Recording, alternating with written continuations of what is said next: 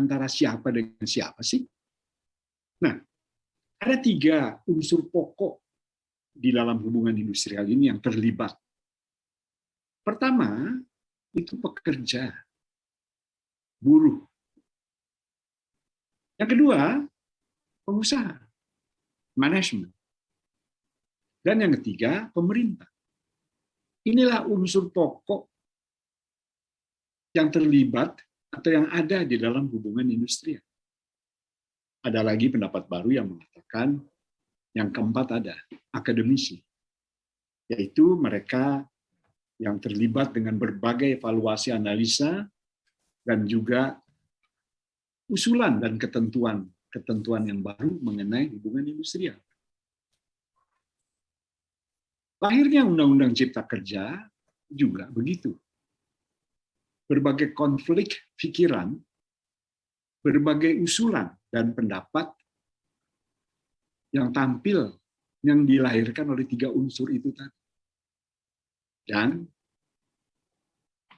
unsur akademisi. Jadi, kalau kita bertanya siapa sih yang ada di dalam hubungan industrial itu, ya 3 itu yang pokok. Pekerja, pengusaha, dan pemerintah. Ini yang pertama, ya. Nanti saya akan berikan detailnya. Yang kedua, di dalam hubungan industrial ini yang menonjol adalah konflik. Kenapa dia menonjol? Kenapa dia menonjol? Karena tujuan utama dari hubungan industrial ini adalah kondisi yang harmonis dari 3 unsur pokok itu tadi. Itu tujuan utama. Kondisi yang harmonis antara pekerja, pengusaha, dan pemerintah. Tapi kenyataan seperti disampaikan oleh Ibu Pratami tadi, konflik terjadi terus-menerus.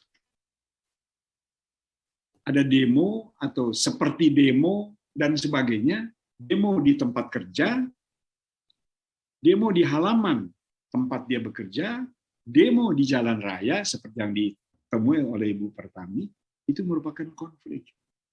Konflik hubungan industrial yang tidak bisa diselesaikan secara baik, yang tidak terjadi harmonisasi di dalam lingkungan kerja, sehingga salah satu unsur, dalam hal ini seringkali atau memang kebanyakan, yaitu pekerja melakukan itu. Membawa konflik yang ada di dalam lingkungannya keluar. Bahkan, yang berkembang selanjutnya adalah pekerja, karena dia berada di dalam satu organisasi pekerja, itu menyertakan yang dikoordinir oleh organisasi pekerjanya, mengkoordinir para pekerja yang berada di luar lingkungan yang demo yang pertama itu tadi. Misalnya, katakanlah, yang demo ini pabrik A, garment, tekstil. Di bawah koordinasi serikat pekerja, garment dan tekstil, mereka mengajak pabrik garment dan tekstil lainnya yang berdekatan atau yang agak berjauhan untuk bersama-sama demo. Kalau misalnya yang demo dari pabrik yang pertama itu, katakanlah pekerjanya ada 250, maka dengan melibatkan pabrik-pabrik yang lainnya, bisa terbentuk jumlah 1.000 pekerja. Dan itu ada tim yang mendatangi pabrik-pabrik itu, mengundang. Dan juga sering terjadi konflik. Di pabrik itu kan ada security-nya. Security-nya melarang terjadilah konflik antara pekerja atau buruh dari tempat yang lain mendatangi pabrik itu untuk mengajak para pendemo, mengajak para pekerjanya untuk demo. Dan itu seringkali dikoordinir dengan baiknya. Ada beberapa organisasi serikat pekerja melakukan itu dengan perencanaan yang baik, dengan seragam yang baik, dengan kendaraan bermotor yang baik, dan sebagainya. Itulah yang menimbulkan situasi konflik, bukan saja di tempat kerja dari buruh atau pekerja itu, tapi juga menjalar ke tempat-tempat. Di dalam buku saya itu ada aturan ketentuan, bahkan dalam bentuk undang-undang mengenai demo, unjuk rasa.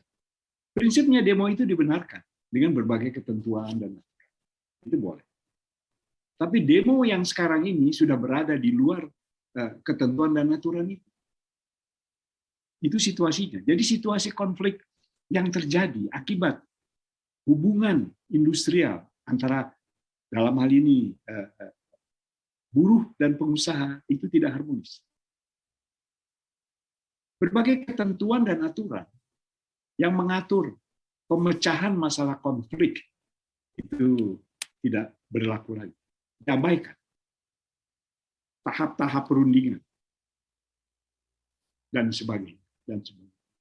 Tahap-tahap sanksi dan sebagainya. Itu praktis tidak diperhatikan, diabaikan.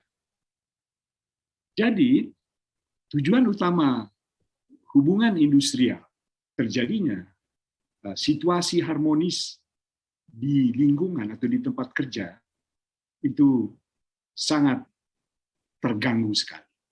Sangat terganggu. Kemudian, hal berikutnya yang ingin saya sampaikan adalah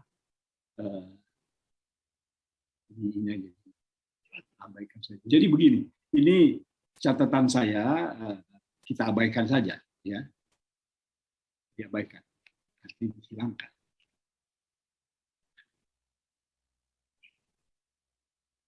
Jadi dihilangkan. Jadi yang ketiga yang ingin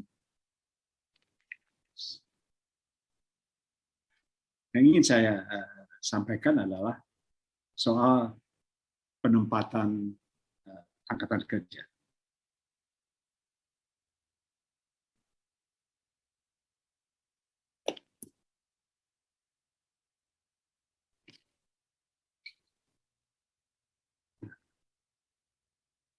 Jadi catatan itu ada di saya, ya. Kalau Pak Rizal membutuhkan saya bisa kirim, tapi semua yang saya catat ini itu merupakan cuplikan-cuplikan dari buku saya. Memang tidak seluruhnya buku ini mencakup, membahas banyak hal sekali. Sementara karena ini pertemuan kita pertama, ya, saya hanya membahas 4 atau 5 hal pokok saja. Yang pertama tadi saya sudah sampaikan, hubungan industrial ini hubungan yang mengatur hubungan kerja dari 3 unsur, 3. Kemudian yang kedua, saya bicara barusan bahwa tujuan hubungan industrial terciptanya kondisi yang harmonis di lingkungan tempat kerja itu sudah terganggu. Konflik kadang-kala bisa diatasi dengan baik, kadang-kala keluar, melebar. Kita ketemu di jalan, seperti tadi Ibu Pratami, kita ketemu di mana-mana, di halaman pabrik dan sebagainya,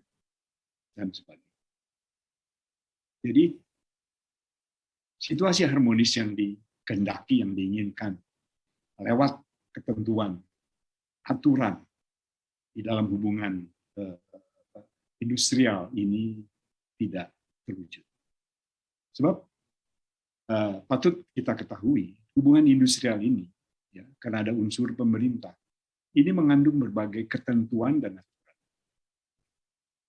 Ketentuan dan aturan, ya, baik yang bersifat undang-undang, peraturan pemerintah, peraturan menteri, dan seterusnya, sampai ketentuan atau peraturan gubernur dan sebagainya. Jadi hubungan ini karena mengatur tentang hubungan unsur-unsur itu tadi, maka dia mengandung berbagai aturan. Peringkat aturan ini yang seperti saya uraikan dari undang-undang terus sampai ke peraturan gubernur dan sebagainya. Kemudian yang ketiga yang juga saya ingin bahas adalah penempatan angkatan kerja. Ini sekarang menjadi hal yang hangat dan panas sekali. Penempatan angkatan kerja saat kita mengalami situasi ekonomi yang tidak begitu memberi dukungan kepada terciptanya kerja di lingkungan bidang-bidang pekerjaan yang selama ini kita kenal. Penyebabnya ada berbagai hal. Salah satu penyebab yang dengan mudah diketahui dan dikenal oleh masyarakat adalah pandemi, COVID, dan sebagainya. Akibat ini, dan juga akibat interaksi ekonomi antar pelaku ekonomi, maka terjadi penurunan yang luar biasa dari kesempatan kerja. Terjadi berbagai-bagai pemutusan hubungan kerja. Luar biasa. Jadi dalam situasi yang demikian, maka penempatan angkatan kerja di bidang-bidang kerja, di lapangan kerja yang selama ini ada, menjadi terhambat. Menjadi terhambat. Dan ini tentu saja sudah bisa kita duga menimbulkan persoalan sosial ekonomi yang cukup besar. Cukup besar. Walaupun masyarakat secara dinamis membuka lapangan kerja sendiri dengan berbagai keahlian, berbagai keterampilan terjadi. Semalam saya mengikuti acara di TV, para pekerja, para pegawai ASN di lingkungan KPK itu membuka usaha, antara lain membuka usaha nasi goreng, membuka usaha pembuatan kue, dan sebagainya. Jadi berbagai-bagai masyarakat mencari kreativitas untuk bisa menghasilkan penerimaan baru, penerimaan income baru. Karena penerimaan income yang selama ini dialaminya itu terputus dan sebagainya. Jadi penempatan angkatan kerja ini mengandung berbagai-bagai persoalan. Dan ini tentu berdampak kepada sistem pendidikan kita. Sebab dalam situasi seperti ini, tidak bisa lagi kita temukan hubungan harmonis, maksud saya hubungan tingkat pendidikan dengan pekerjaan. Tidak bisa lagi kita harapkan lulusan pendidikan atau hasil pendidikan yang memberikan ilmu tertentu, dia bisa masuk ke lapangan kerja yang membutuhkan ilmu itu. Ini agak kacau. Agak kacau. Saya terlibat di satu lembaga pendidikan menengah ke bawah.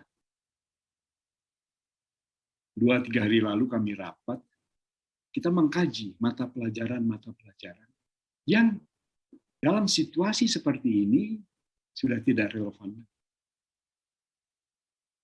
Sudah tidak relevan lagi. Maka itu kita memperbaiki berbagai-bagai mata pelajaran agar dia bisa tune in dengan situasi dan perkembangan ekonomi saat ini. Jadi penempatan angkatan kerja ini merupakan problem besar saat ini. Kemudian yang keempat yang juga perlu kita cermati adalah tentang tingkat perundingan di lingkungan unsur-unsur di dalam hubungan industrial. salah satu perundingan yang paling dominan, ya, yang paling esensial, yang menghasilkan PKB. Ini PKB bukan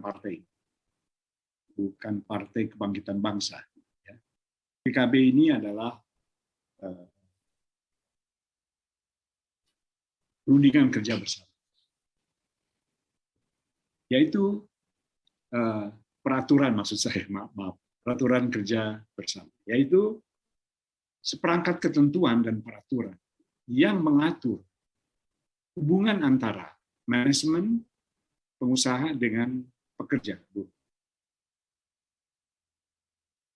Berbagai hak kewajiban dari buruh, sebaliknya juga bagi pengusaha diatur dan ditata. Dan itu dirundingkan secara baik. Saya pernah mengikuti perundingan yang sudah berjalan 1,5 tahun untuk merumuskan PKB tadi. Peraturan kerja bersama ini. 1,5 tahun. Dan menurut ketentuan perundangan yang ada, kalau PKB tadi tidak bisa dirumuskan sesuai dengan waktu dan jadwal yang seharusnya, maka akan digunakan peraturan lama. Sementara di peraturan lama itu banyak yang harus dikoreksi, baik oleh buruh maupun oleh pengusaha. Saudara bayangkan saja. Berdasarkan ketentuan peraturan perundangan itu harus dipakai, digunakan. Karena yang baru belum bisa diselesaikan lewat perundingan itu tadi. Luar biasa. Dan itu biasanya diiringi, disertai dengan serangkaian demo dari, dalam hal ini, dari para buruh. Menekan perusahaan agar dapat menerima ketentuan dan peraturan baru yang diusulkan oleh para buruh. Dan itu biasanya demo itu berangkai. Yang seperti saya tadi katakan, mengajak teman-temannya dari pabrik yang lain. Dan itu semula dilakukan di perusahaan, di dalam perusahaan atau di dalam lingkungan perusahaan. Tapi karena dianggap kurang kuat tekanan itu, maka dilakukanlah di jalan, seperti Bu Pratami tadi ketemu di jalan. Dan itu sebetulnya sudah melanggar berbagai ketentuan dan sebagainya. Demo hanya bisa dilakukan oleh buruh dari perusahaan yang bersangkutan. Tidak bisa demo tentang suatu masalah dari suatu perusahaan diikuti oleh para buruh dari perusahaan lainnya. Jadi perundingan di lingkungan buruh ini sangat esensial sekali.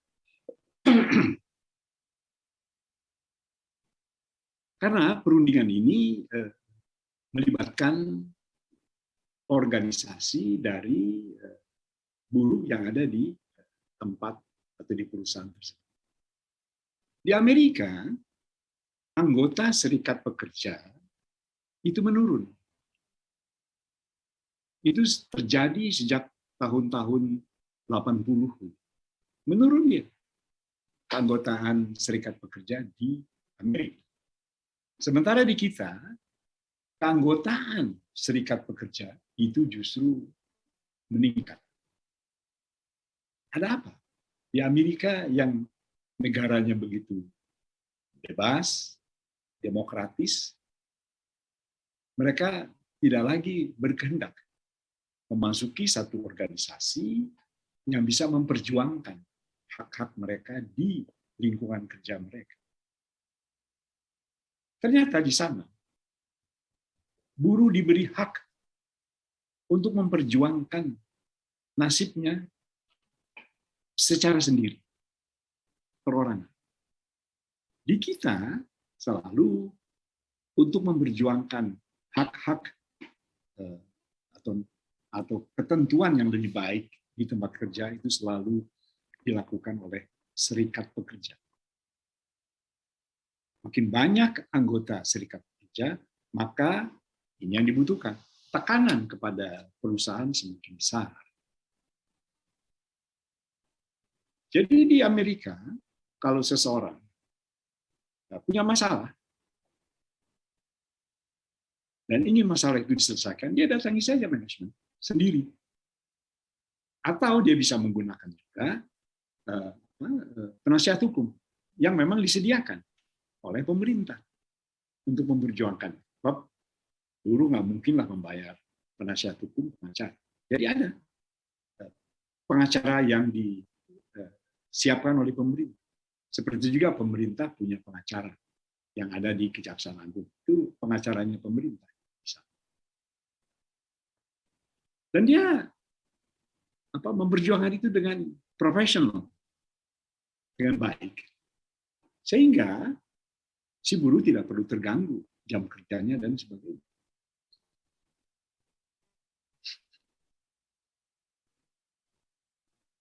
Sehingga saudara sekalian, si buruh mengatakan, ya buat apa saya masuk serikat pekerja? Saya harus bayar iuran, saya harus ikut rapat-rapat yang bisa mengganggu waktu luang saya atau waktu kerja saya dan sebagainya. Maka menurunlah tingkat keanggotaan serikat pekerja di Amerika hingga sekarang. Karena memang di sana perusahaan sangat memperhatikan sekali pandangan-pandangan dari masyarakat buruh maupun masyarakat dunia usaha. Ada beberapa produk yang dihasilkan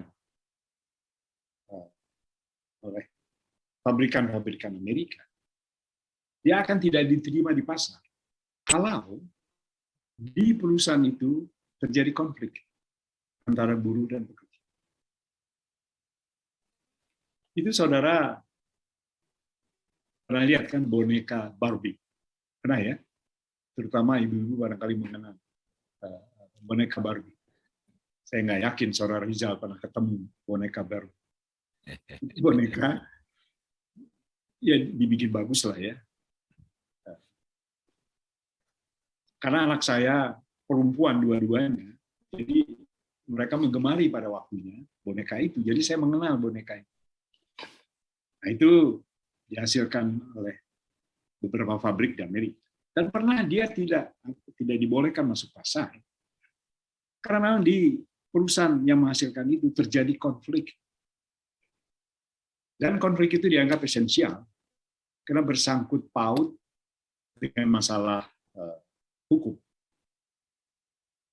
Masalah upah terutama.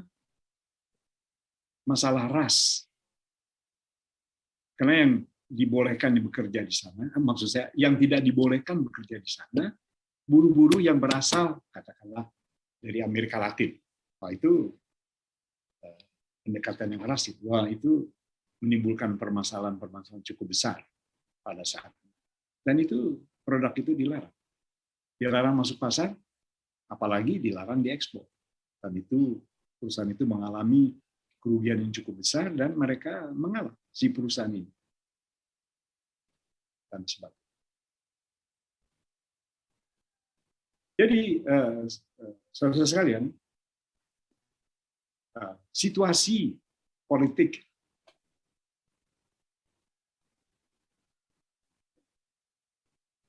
ini sangat mempengaruhi sekali hubungan industrial. Di mana saja, termasuk di kita. Cina yang semula sangat protektif sekali untuk kepentingan pemerintah. Dan di sana tidak ada yang berani melakukan demo. Karena demo itu kan ditujukan biasanya kalau tidak kepada manajemen, kepada pemerintah. Jadi tidak ada di sana satu serikat pekerja pun yang berani mengambil inisiatif untuk melakukan demo.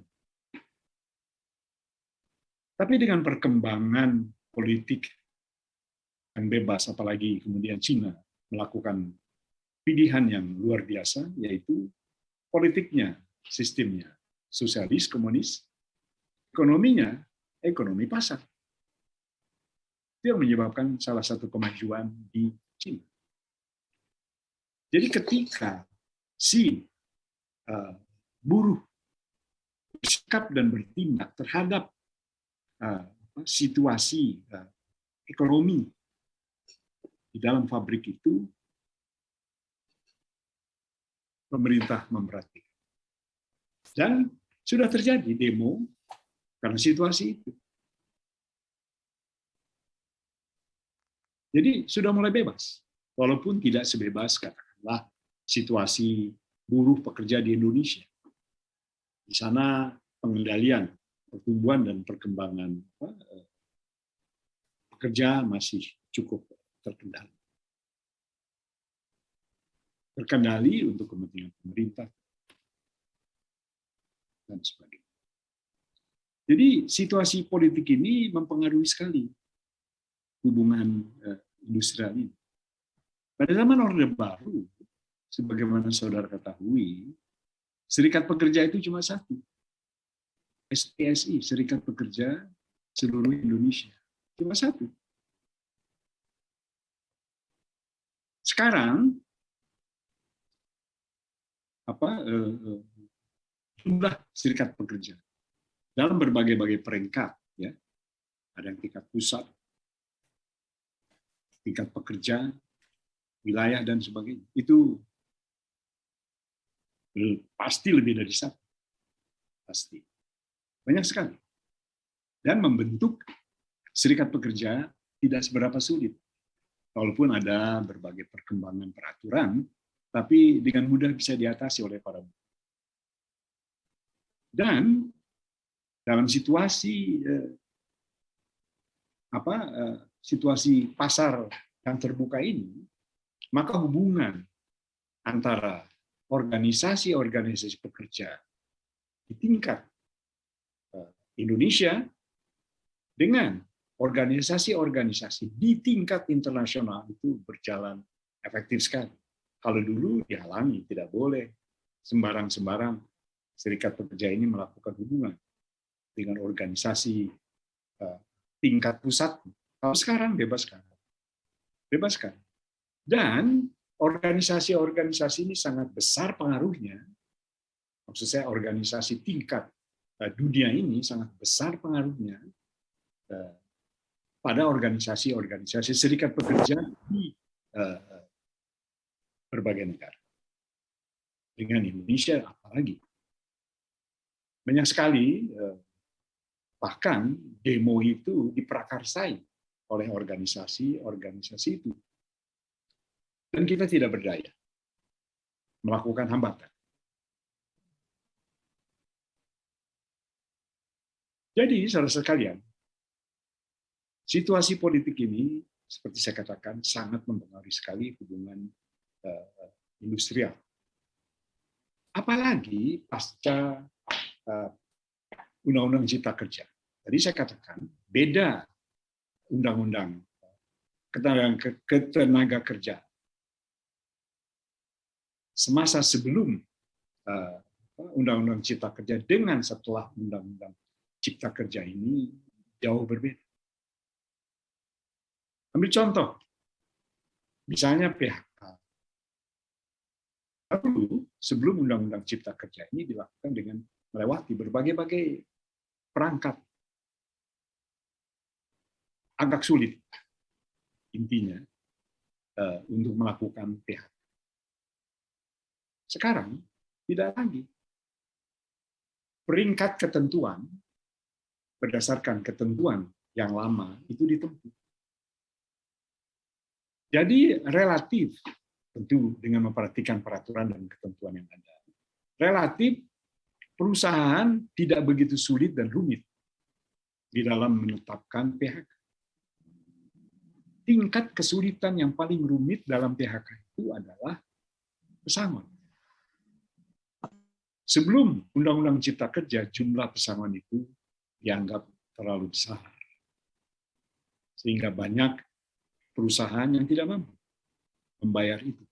Dan itu menimbulkan konflik yang terus-menerus di dalam perusahaan berkelanjutan. Bahkan ada beberapa perusahaan asing, minta maaf untuk menyebutnya, misalnya Korea Selatan. Saya mengalaminya sendiri. Konflik yang ditimbulkan oleh PHK tidak bisa diselesaikan antara buruh dan manajemen.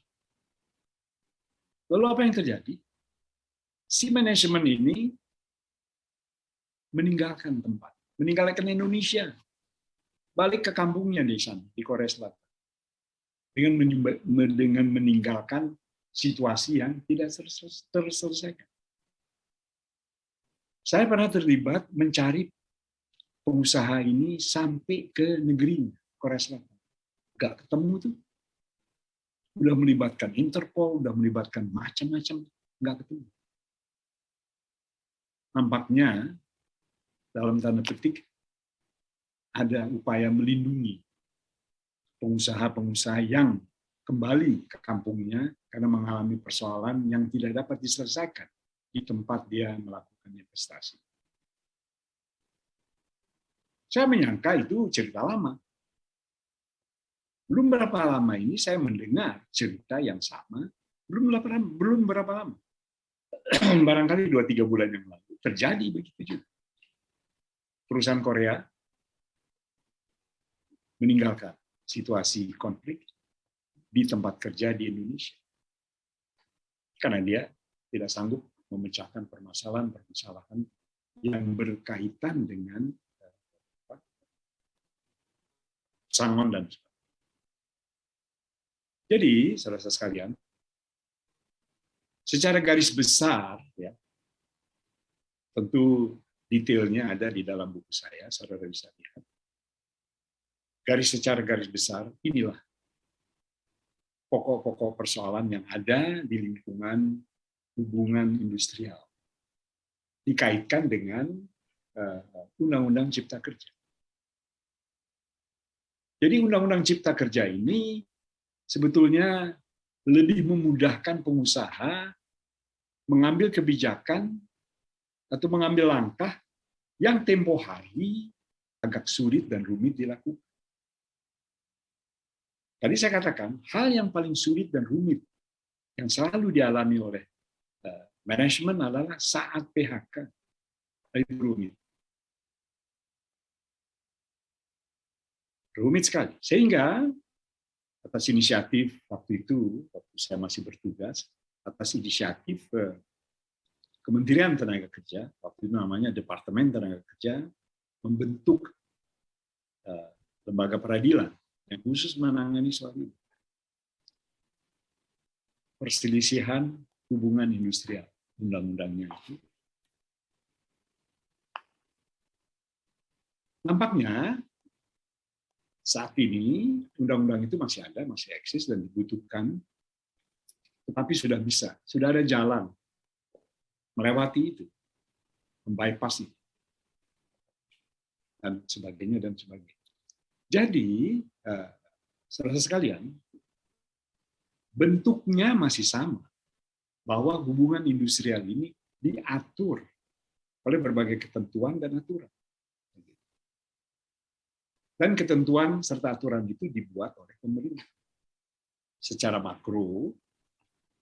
Kemudian secara mikro, manajemen juga membuat ketentuan dan aturan. Tapi bersama-sama, ada yang bersama-sama dengan buruh, ada yang perusahaan itu sendiri mengeluarkan peraturan perusahaan. Tapi ada kalanya bersama dengan para buruh yang disebut PKB itu, yang saya ceritakan. Peraturan kerja bersama. Jadi hubungan industrial ini diliputi oleh berbagai ketentuan dan peraturan.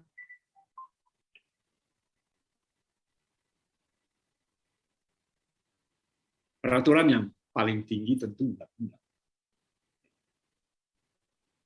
Dan peraturan-peraturan yang berada dalam lingkup undang-undang itu tetapi di bawah derajat undang-undang, peraturan pemerintah, peraturan peraturan menteri, peraturan gubernur, dan sebagainya. Gitu. Jadi, Bapak-bapak, ibu-ibu yang saya hormati, inilah 5 hal pokok yang ada di dalam hubungan industrial, yaitu pihak yang berada di dalam hubungan itu. Kerja, buruh, pengusaha, manajemen, dan pemerintah. Ada lagi satu yang terlibat, yaitu akademisi. Kemudian, hubungan industrial ini banyak mengatur tentang konflik yang selalu ada di dalam hubungan antara, khususnya antara pekerja dan pengusaha. Di mana tujuan hubungan industrial ini adalah situasi yang harmonis, hubungan antara pengusaha, pekerja. Maksudnya dengan adanya hubungan yang harmonis ini, maka tingkat produktivitas dari perusahaan itu terjaga, tidak terganggu, dan sebagainya. Kemudian yang dibahas juga mengenai penempatan angkatan kerja. Kemudian dibahas juga mengenai perundingan dibentuknya peraturan kerja bersama antara manajemen dan buruh.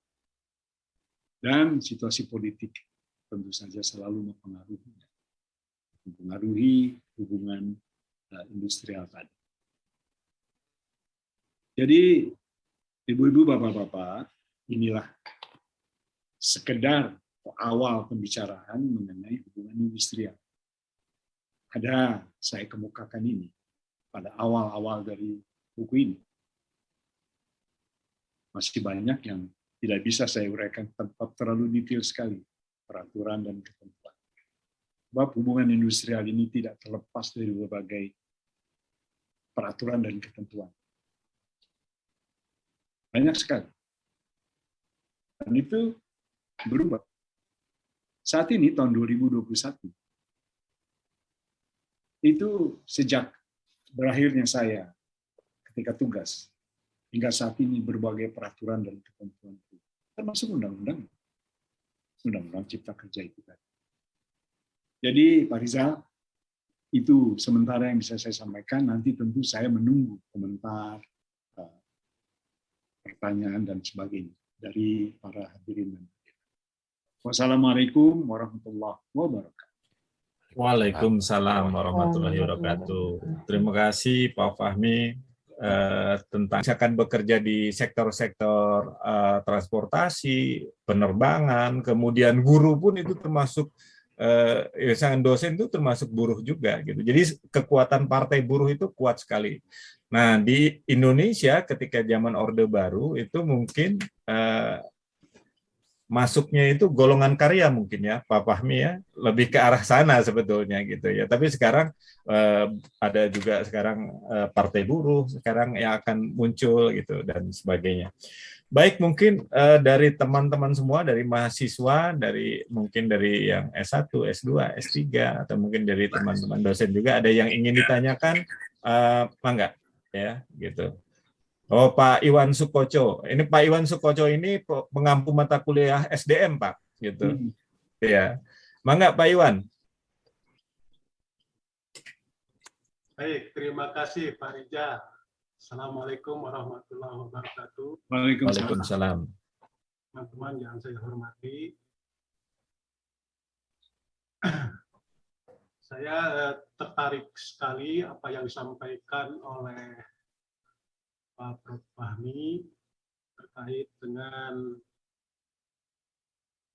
pengembangan hubungan industrial pasca Undang-Undang Cipta Kerja ini ya Pak. Kebetulan skripsi S1 saya dulu meneliti tentang hubungan industrial. Waktu di zaman saya memang masih lagi hangat-hangatnya konsep hubungan industrial Pancasila itu, Prof. Fahmi.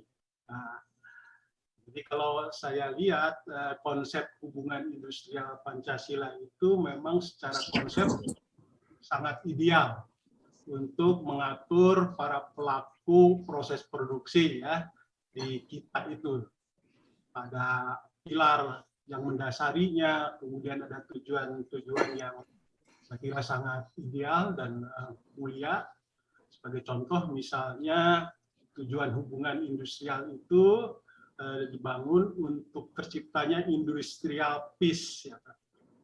Artinya ada ketenangan bekerja bagi para pekerja atau buruh dan ada ketenangan berusaha.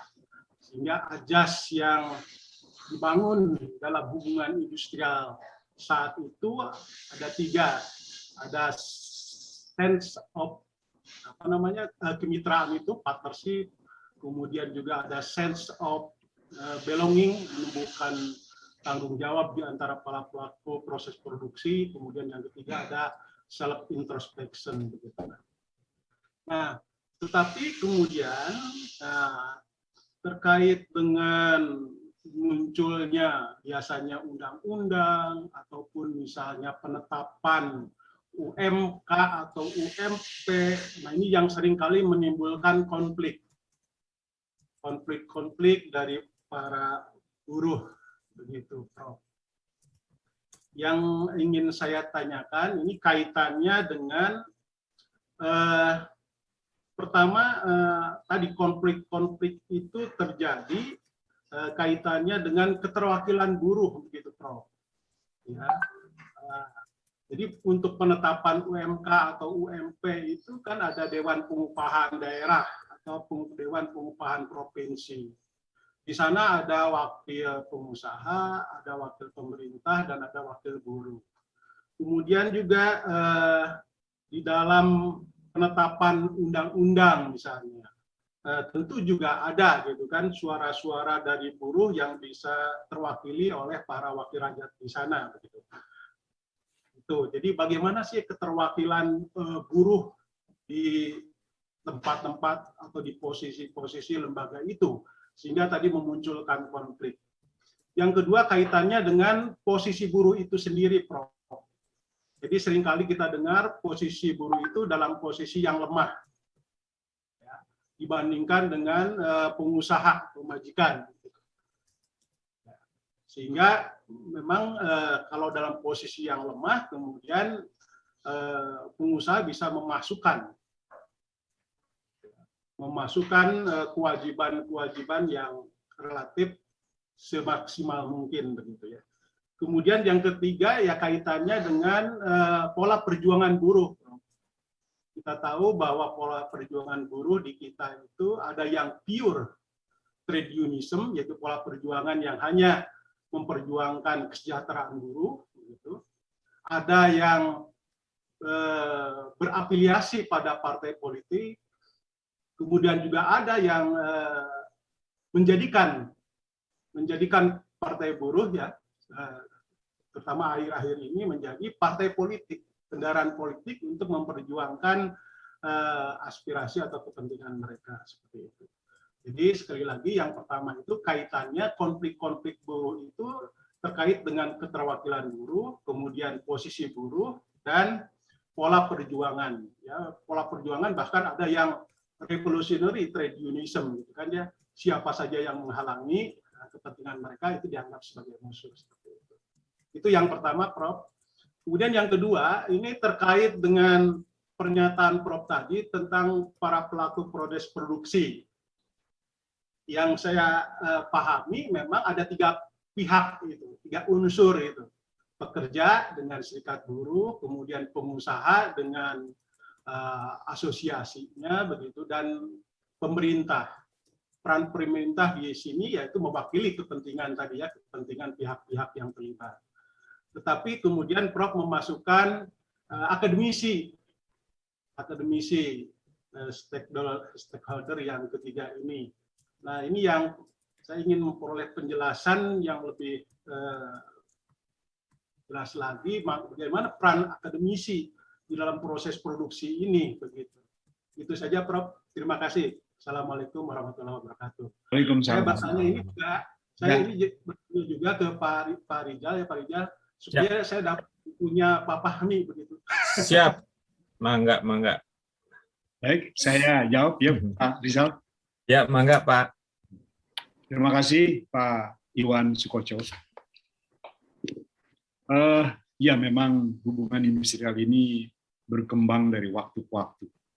Seperti saya katakan tadi, biasalah berbagai peraturan atau ketentuan perundangan yang mengatur mengenai hal ini.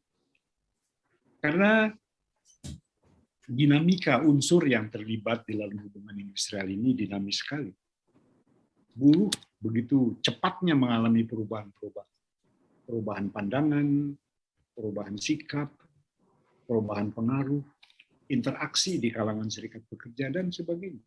Dan pandangan-pandangan baru tentang serikat buruh, serikat pekerja dari unsur-unsur internasional. ILO, International Labour Organizations, itu satu PBB-nya buruh itu luar biasa, mengeluarkan berbagai ketentuan peraturan yang kemudian itu diacu oleh organisasi-organisasi tingkat internasional yang kemudian itu juga diacu oleh organisasi-organisasi serikat pekerja di negara-negara. Jadi hubungan industrial Pancasila yang dahulu sempat dikembangkan itu berubah-ubah dari waktu ke waktu. Sehingga sekarang tidak ada lagi bunyi mengenai hubungan industrial Pancasila. Kemudian pertanyaan Pak Sukoco mengenai konflik akibat tidak adanya perwakilan buruh, khususnya di dalam penetapan upah. Sampai sekarang masih ada yang namanya Dewan Pengupahan, yaitu satu organisasi, lembaga yang mengatur tingkat upah buruh di Indonesia dari berbagai-bagai wilayah. Tingkat upah pada wilayah nasional, tingkat upah pada wilayah daerah, dan sebagainya, dan sebagainya. Dewan Pengupahan. Itu efektif sekali.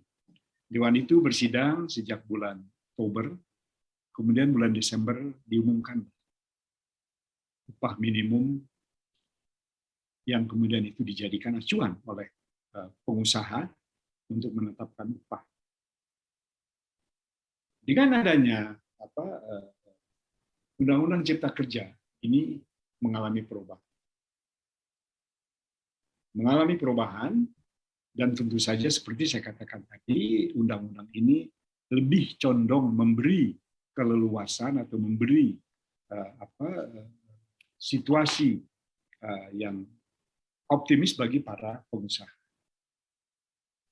Memang konflik yang jelas mengenai sistem dan mekanisme pengupahan ini belum mengalami konflik yang besar.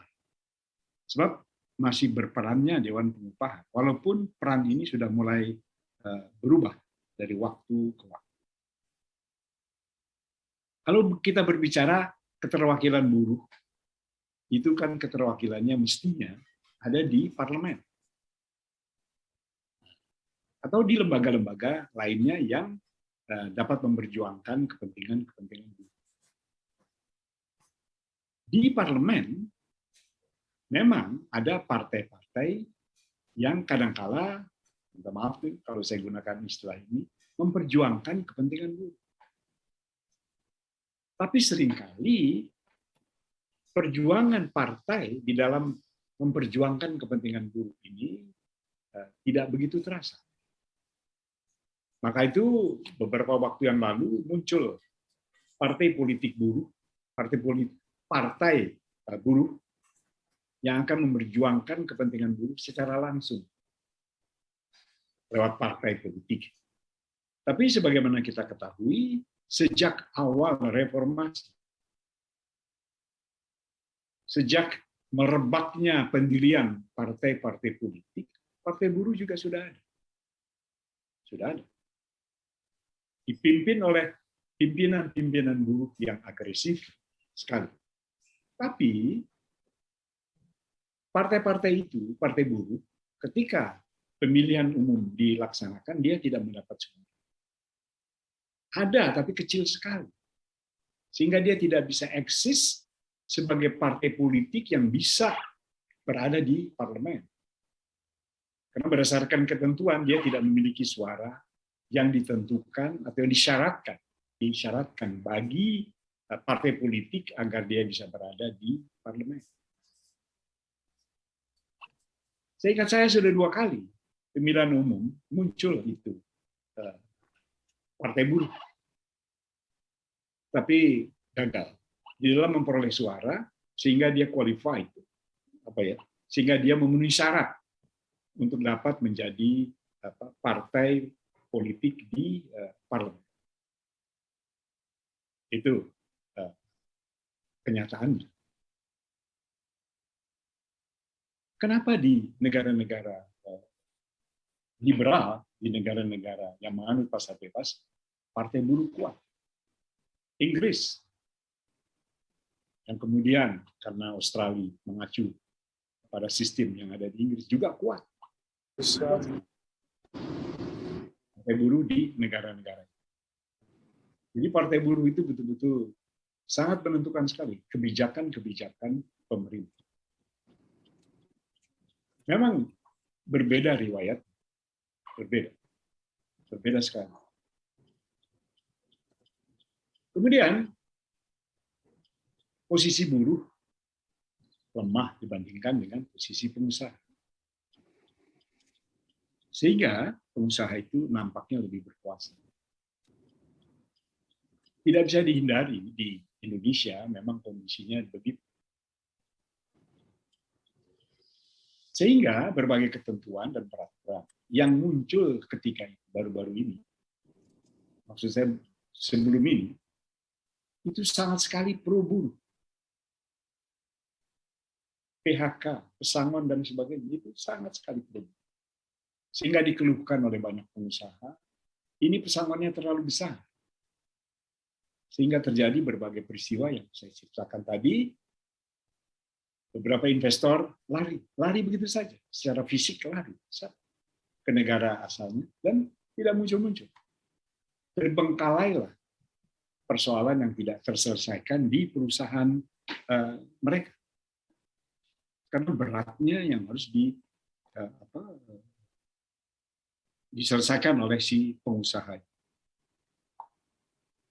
Nah, Undang-Undang Cipta Kerja yang baru ini itu merubah situasi yang menyulitkan itu menjadi situasi yang dapat dibicarakan dengan mudah. Itu maksudnya artinya mengundang investor datang dengan maklumat, kalian nggak usah takut tentang berbagai hal yang tempo hari pernah terjadi di sini. Kalian dijamin keselamatannya, kalian dijamin kelancaran usahanya. Kalau terjadi ini ketentuannya. Kalau terjadi ini ketentuannya. Jadi pembuat undang-undang ini ingin meyakinkan para investor. Lakukan investasi di Indonesia, berbagai kesulitan masa lalu sudah kita tiadakan. Kira-kira begitu. Sehingga memang posisi buruh, Pak Iwan, tambah lemah. Jadi, pola perjuangan buruh pada dekade berikutnya, setelah Undang-Undang Cipta Kerja ini, tentu akan lebih rumit lagi. Kalau para buruh tidak bisa merumuskan langkah yang baru, mengantisipasi Undang-Undang Cipta Kerja, ini juga bisa memperlemah posisi buruh. Jadi pimpinan buruh harus bisa membuka mata bahwa situasi kerja, situasi ketentuan-ketentuan yang mengatur hubungan kerja ini sudah berubah. Jadi harus ada pendekatan-pendekatan baru. Kita bebas membentuk partai politik. Tapi kalau partai politik ini semata-mata seperti yang dikemukakan oleh para pimpinan buruh ketika membentuk partai buruh awal, seperti saya ceritakan tadi, zaman reformasi, memang tidak mendapat dukungan dan akibatnya lemah. Masyarakat takut kalau ada partai buruh yang kemudian begitu kuatnya atau berada dalam posisi yang berimbang, itu bisa menimbulkan permasalahan yang ada di masyarakat. Kemudian tadi Pak Iwan mengatakan para pelaku usaha di dalam proses produksi, atau pakai istilah hubungan industrial, ada buruh, ada pengusaha, ada pemerintah, dan kemudian ada akademisi. Peran akademisi ini bagaimana?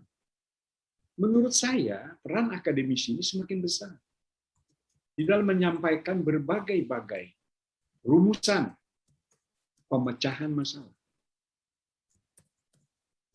Dia akan berpengaruh. Lewat penelitian yang benar, akurat, lalu para akademisi ini menyampaikan berbagai kritik, lalu mengarahkan jalan keluarnya. Ini memang yang ditunggu oleh siapa saja. Buruh pun menunggu itu. Buruh bisa berpikir, tapi tidak sempat mendalami pemikiran-pemikiran itu. Buruh mengerti hukum kausalita di dalam hubungan industrial ini. Tapi si buruh tidak bisa mendalami berbagai aspek atau latar belakang dari unsur-unsur yang terlibat di dalam hubungan industrial itu tadi. Dan sebagainya. Kemudian akademisi ini dituntut untuk memberikan analisa, evaluasi tentang undang-undang yang baru, undang-undang Cipta Kerja. Ini bagaimana? Undang-undang yang dibentuk, disusun secepat kilat. Ya. Belum lagi orang sempat membuka lembaran-lembaran rancangan itu, tiba-tiba sudah diumumkan undang-undang itu sudah jadi. Nah, ini bagaimana peran akademisi? Peran yang objektif, berdiri di semua lini, dan kemudian menyampaikan rumusan yang tepat. Begitu, Pak Iwan. Terima kasih, Pak Rizal. Baik, terima kasih, Pak Fahmi. Yang lain mungkin ada yang mau bertanya, mangga.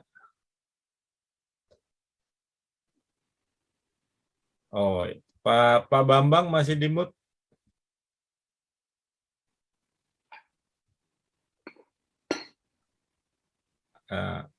Oke. Bentar, Pak. Ini masih di mute, Pak Bambang. Oke, ya. Hadir ini sudah 104 ini, Pak Rizal. Tadi udah 138, Pak. Wish. Iya, mungkin ada yang pindah kelas lagi. Ini ada Pak Bambang. Ini Direktur PSDKU Pangandaran, Pak. Wish. Kampung, Pak. Pangandaran. Baik, terima kasih, Ya. Pak Fahmi. Kehormatan bagi saya dan kami semua berkenan untuk menyampaikan buah pikiran yang sangat bernas, Pak Fahmi. Nuhun pisan. Pak Rizal, Pak Fahmi ini guru saya di aktivitas lain. Pak Fahmi, barangkali bisa kami diberikan informasi sepengalaman Pak Fahmi memimpin kementerian maupun bergaul dengan para pengusaha, gitu ya. Kira-kira nih Pak Fahmi, seberapa banyak sih pengusaha-pengusaha kita, baik itu yang disebut sebagai pengusaha nasional maupun pengusaha multinasional, gitu ya, itu yang menaruh perhatian pada paradigma bahwa mereka itu maju karena pekerja. Mereka itu usahanya menjadi luar biasa besar karena produktivitas pekerja. Sehingga mereka memiliki pandangan bahwa mereka mesti hand in hand dengan para pekerja. Jangan berpikir melulu eksploitatif.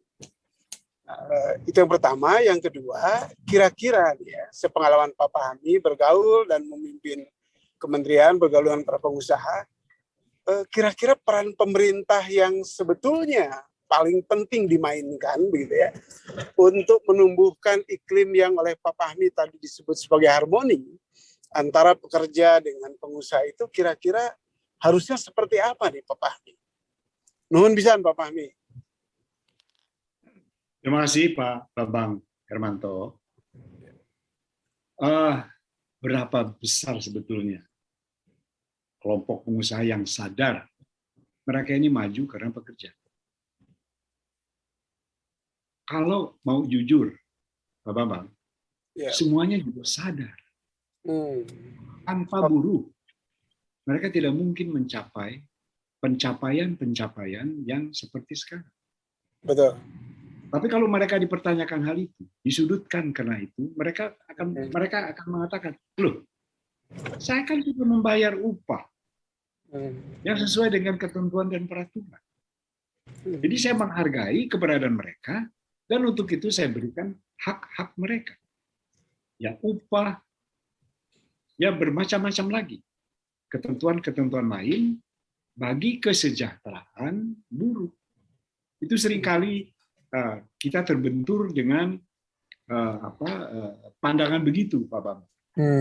Mereka mengatakan, oh kita perhatikan, kita mengerti, kita begini karena buruh. Dan sebagainya, dan sebagainya.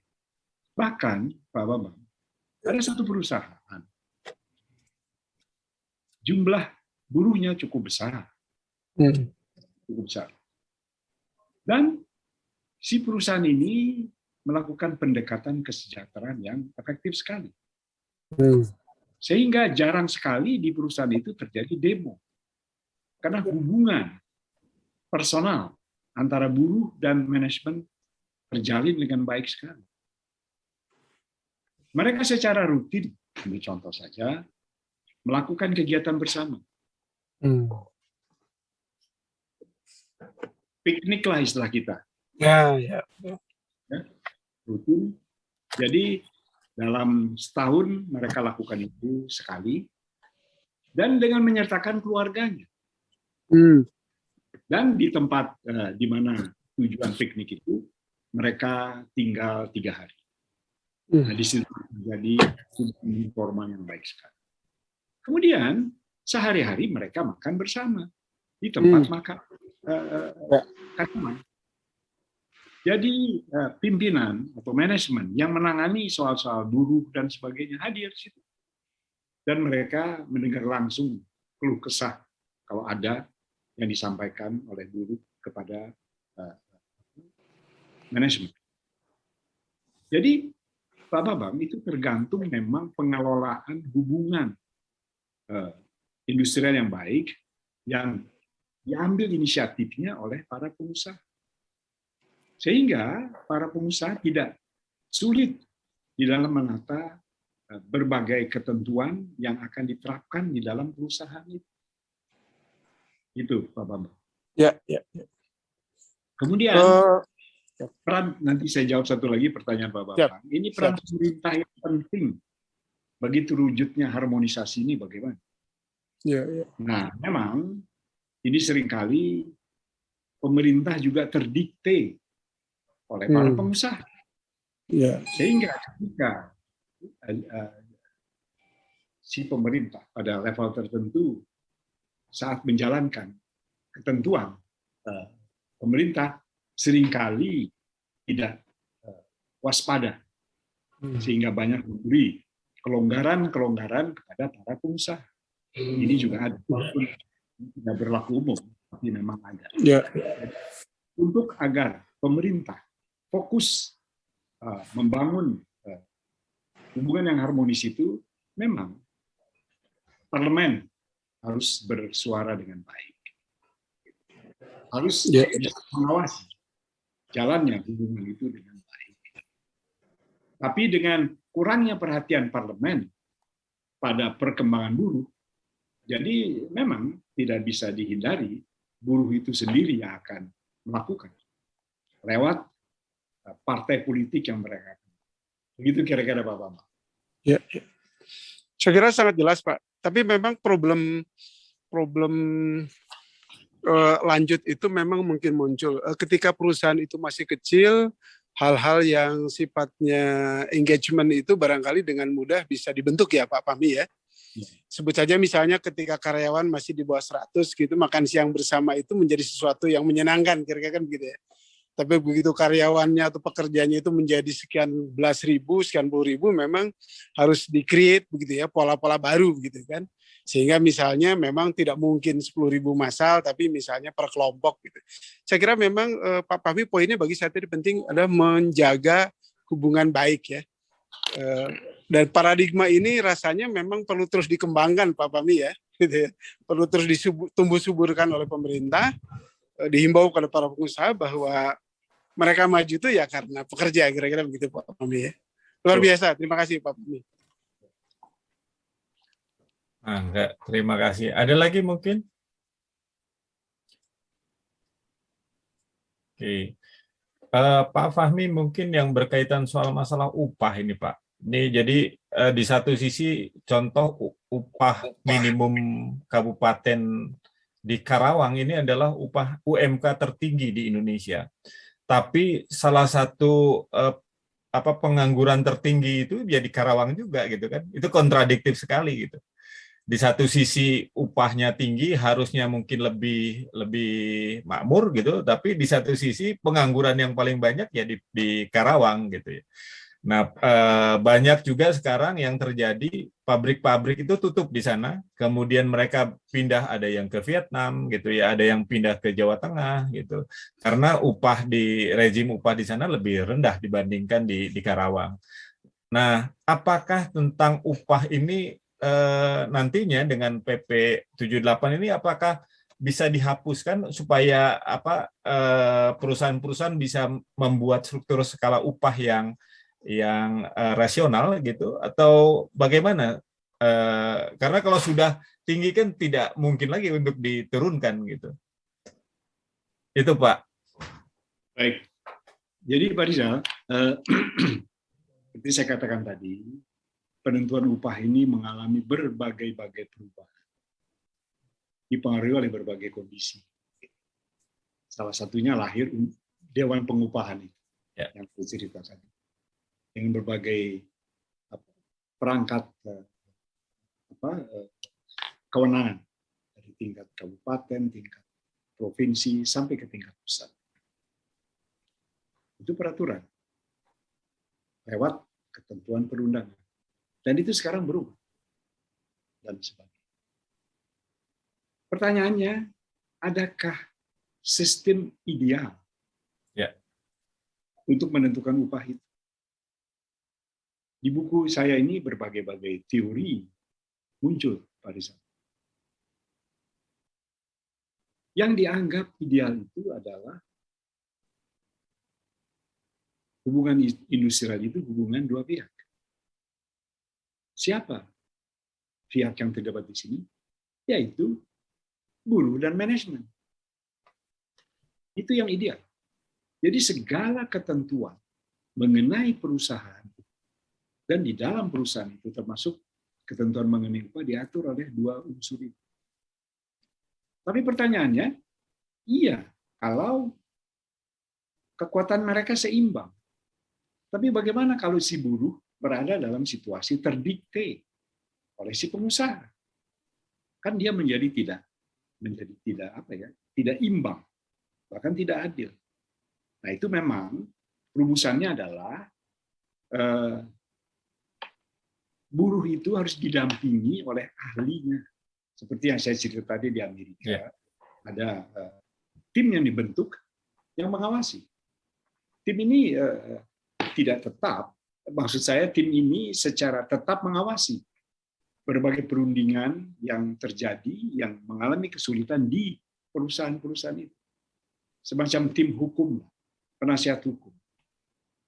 Dia yang kemudian mengatakan, oh ini upah nggak adil, dan sebagainya, dan sebagainya. Atau upah ini ya entah kerendahan atau ketinggian. Begitu. Jadi penentuan upah yang ideal itu masih diperdebatkan. Ya.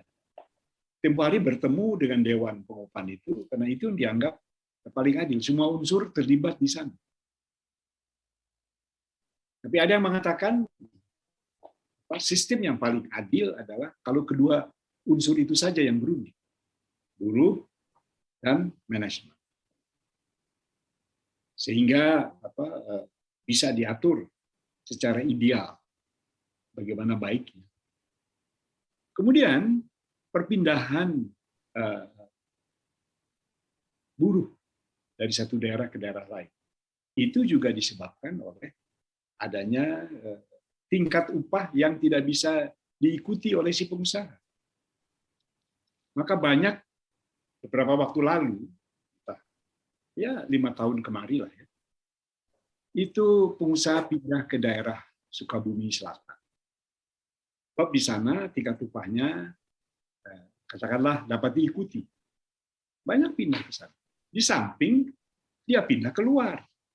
Perusahaannya pindah keluar ke Vietnam misalnya dan sebagainya. Jadi perpindahan ini terjadi pada industri yang memang mudah pindah. Apa antara lain industri yang mudah pindah? Industri sepatu itu mudah sekali pindah. Dalam 3 kali 24 jam dia bisa pindah. Dia bisa pindah.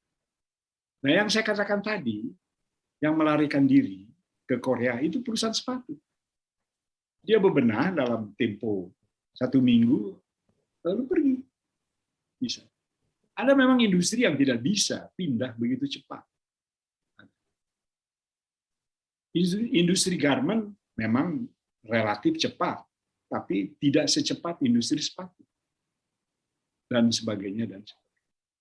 Sehingga memang mengawasi pertumbuhan dan perkembangan dunia usaha di satu daerah. Kalau memang kita menghendaki agar industri itu tetap katakanlah nyaman berada di daerah itu, maka semua unsur harus berpendapat. Terutama para akademisi. Akademisi ini yang sebaiknya menguraikan secara objektif bahwa potensi daerah ini dilola dan ditata di bidang ini dengan cara begini, hindari hal-hal yang begini, dan sebagainya, dan sebagainya. Maka itu unsur akademisi dimasukkan di dalam faktor di dalam hubungan industrial. Jadi pengangguran yang terjadi di beberapa daerah memang disebabkan oleh berbagai hal. Tapi tingkat upah sangat mempengaruhi sekali pada saya. Ya. Apalagi bagi perusahaan yang mudah pindah itu tadi. Jadi banyak ketika itu perusahaan-perusahaan sepatu dia pindah ke daerah Sukabumi Selatan atau di daerah Jogja juga ke sebelah selatan. Juga ada beberapa perusahaan garment pindah dari Jawa Barat khusus. Jawa Barat ini gudangnya industri tekstil. Itu pindah. Industrinya tidak bisa pindah karena industrinya itu menyangkut berbagai-bagai unsur yang terkait dengan berbagai-bagai faktor, ya. Tenaga bukan tenaga kerja, energi dan sebagainya dan sebagainya. Jadi jawaban yang tepat adalah mari dirumuskan. Nah, ini peran akademisi. Mari dirumuskan hal-hal apa saja yang patut diperhatikan di daerah tadi. Kalau daerah tadi tidak mau ditinggalkan oleh buruh, sehingga daerah yang semulanya makmur menjadi porak-poranda karena kurangnya ketelitian di dalam menetapkan kebijakan. Itu kira-kira Pak Rizal. Baik, terima kasih Pak Fahmi. Ini ada mahasiswa yang bertanya, Fahru Rozi. Fahru Rozi mau menyampaikan langsung, mangga? Atau mau saya bacakan? Oh, boleh Pak. Mangga. Langsung. Ya, mangga. Baik, selamat pagi Bapak dan Ibu sekalian. Terima kasih atas kesempatannya Pak Rizal.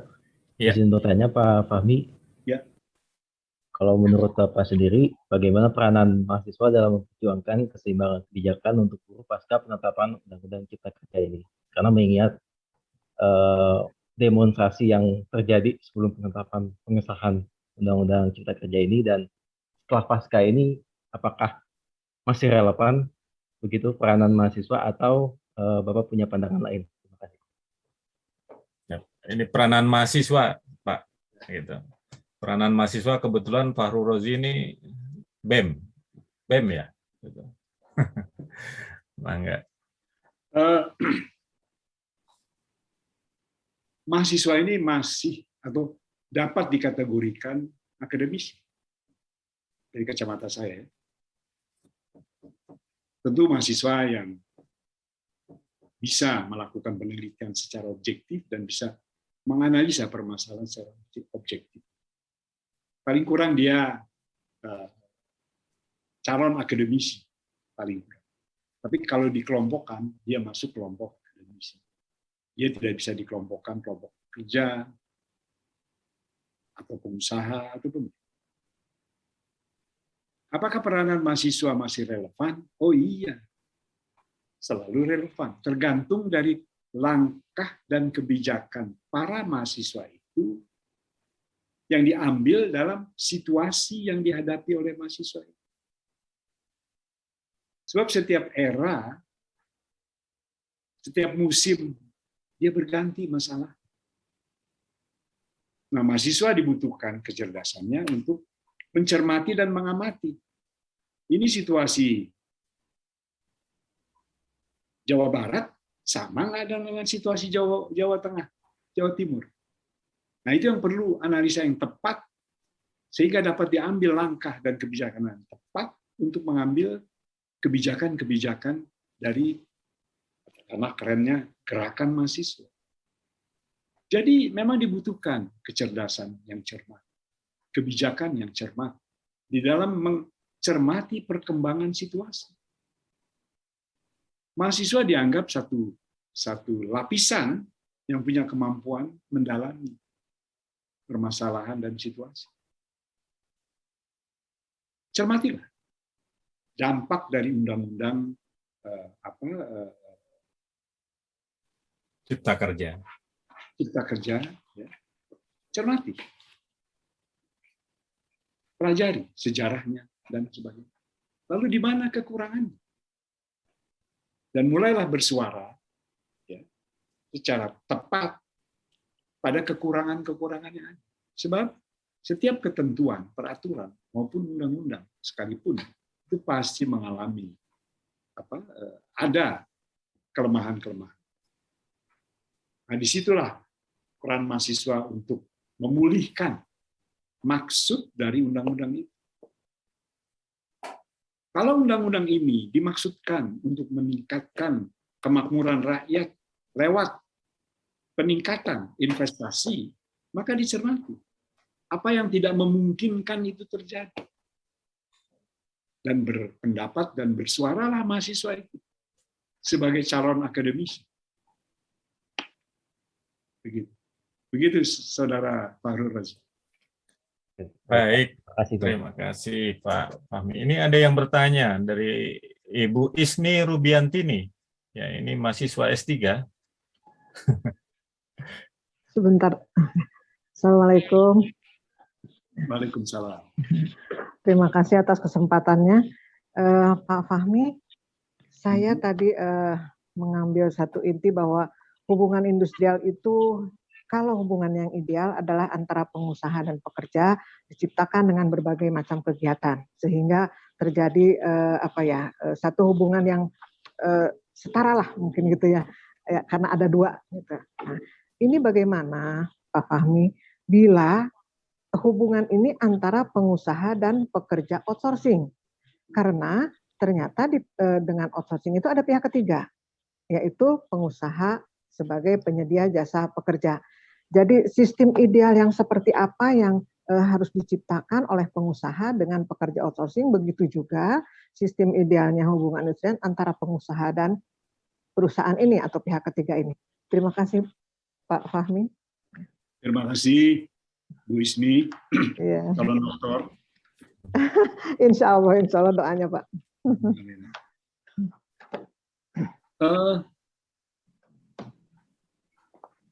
Si pekerja lewat sistem outsourcing itu ada riwayatnya juga. Kenapa buruh dengan sistem outsourcing ini membesar? Dan kenapa ada usaha-usaha untuk merekrut calon pekerja dan menempatkan di perusahaan-perusahaan yang membutuhkan itu. Bagi pengusaha, sistem outsourcing itu dipilih.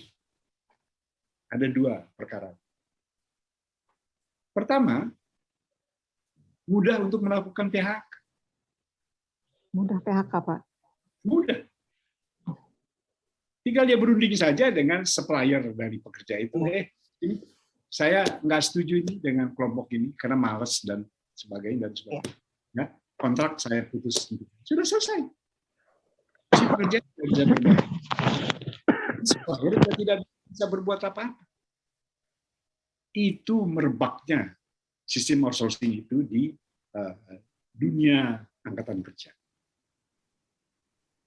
Sementara si pekerja itu membutuhkan pekerjaan.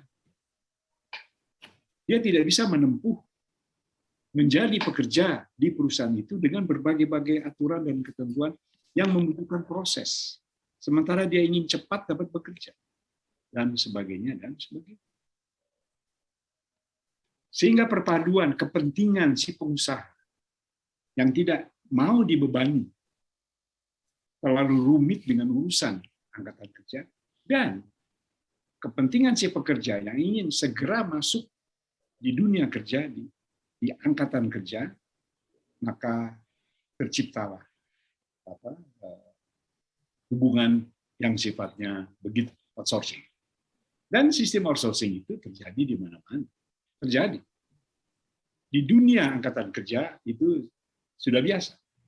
Pada berbagai peringkat angkatan kerja. Dari yang tertinggi sekalipun sampai yang terendah sekali. Maka itu, di dunia barat itu mudah sekali orang atau perusahaan memecat si pekerja. I fire you, and then the firing system, let's say, work easily. Jadi, angkatan kerja yang terbentuk, terbina lewat sistem outsourcing ini mengalami hal yang begitu. Memang dia memberi sesuatu yang positif bagi dunia usaha, juga memberi hal yang positif bagi pekerja. Begitu. Tapi dalam situasi yang berbeda, hubungan kerjanya dengan pekerja tetap.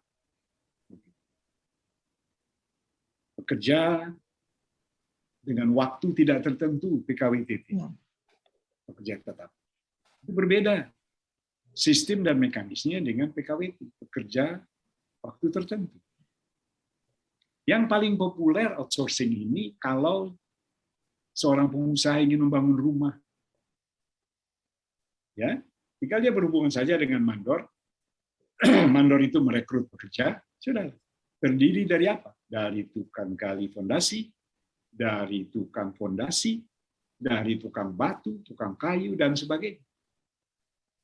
Berpadu dia lewat koordinasi sang mandor, sampai rumah itu terbangun.